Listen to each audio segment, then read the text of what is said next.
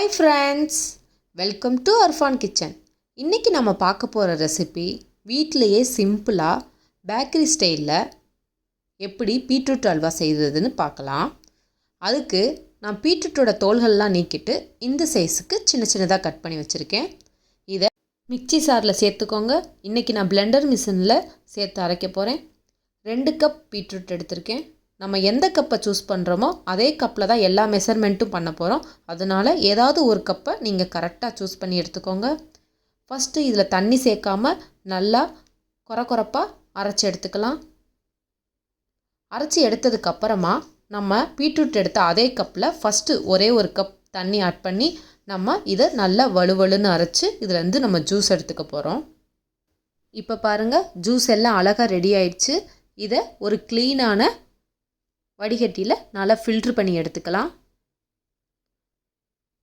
அதுக்கப்புறமா பிளெண்டர் மிஷினை கழுவி அதுலேருந்து ஒரு கப் தண்ணி எடுத்திருக்கேன். அதையும் இதோட ஒன்றா சேர்த்துடலாம். அதாவது 2 கப் பீட்ரூட்டுக்கு 2 கப் தண்ணி.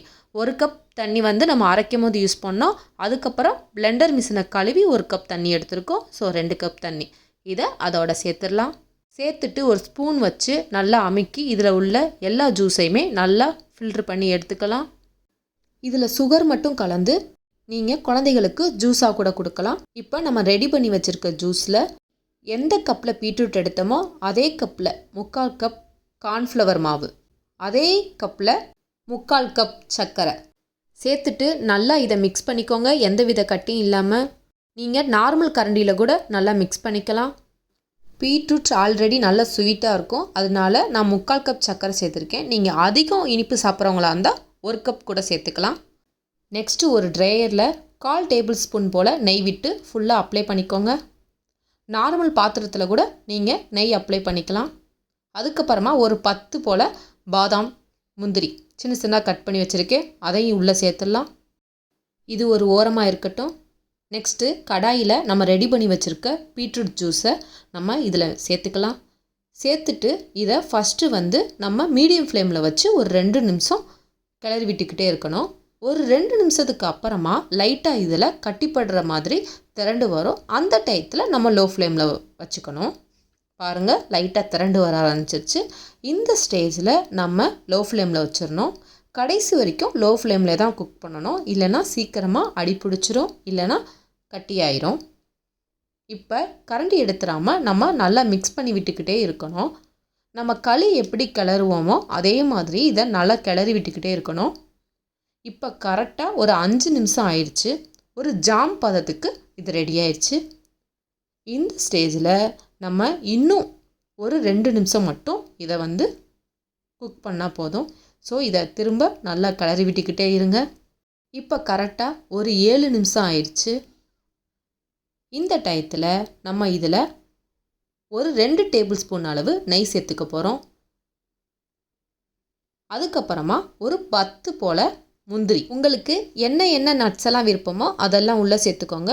நான் இன்றைக்கி முந்திரியும் பாதாம் மட்டும் சேர்த்துக்கிறேன். இதில் ஒரு 10 போல் முந்திரியை சின்ன சின்னதாக கட் பண்ணி வச்சுருக்கேன். அதை உள்ளே சேர்த்துடலாம். சேர்த்துட்டு இதை ஒரு 2 நிமிஷம் நல்லா லோ ஃப்ளேமில் வச்சு நல்லா கிளறிக்கிட்டே இருங்க. ஓரத்தில் இருக்கிற எல்லா அல்வாவுமே உள்ளே எடுத்து விட்டு நல்லா கிளறி விட்டுக்கிட்டே இருங்க.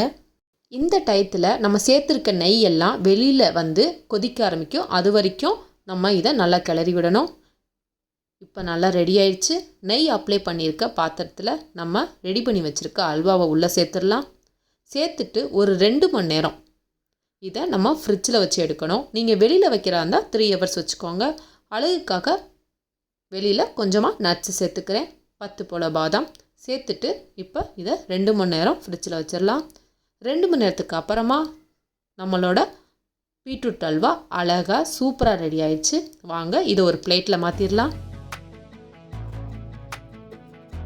பாருங்கள், பார்க்கவே எவ்வளோ அழகாக இருக்குது. நான் இதில் எந்தவித ஃபுட் கலருமே ஆட் பண்ணல. நம்ம நார்மலாக பீட்ரூட்டில் உள்ள கலரே அப்படியே இந்த அல்வாவில் இருக்குது. இப்போ இந்த அல்வாவை பீஸ் போட்டுடலாம். பீட்ரூட் பிடிக்காதவங்களுக்கு கூட இந்த மாதிரி நீங்கள் அல்வா பதத்தில் செஞ்சு கொடுக்கும்போது கண்டிப்பாக விரும்பி சாப்பிடுவாங்க, வேணான்னு சொல்ல மாட்டாங்க. நான் சொன்ன அதே மெஷர்மெண்ட்டில் நீங்களும் செஞ்சு பார்த்துட்டு எப்படி இருந்துச்சுன்னு சொல்லுங்கள். இதே மாதிரி இன்ட்ரெஸ்டிங்கான வீடியோஸ்க்கு அர்ஃபான் கிச்சன் சேனலுக்கு சப்ஸ்கிரைப் பண்ணுங்கள். ஈஸியாக சமைக்கலாம், ருசியாக சாப்பிடலாம். பாய் பாய்.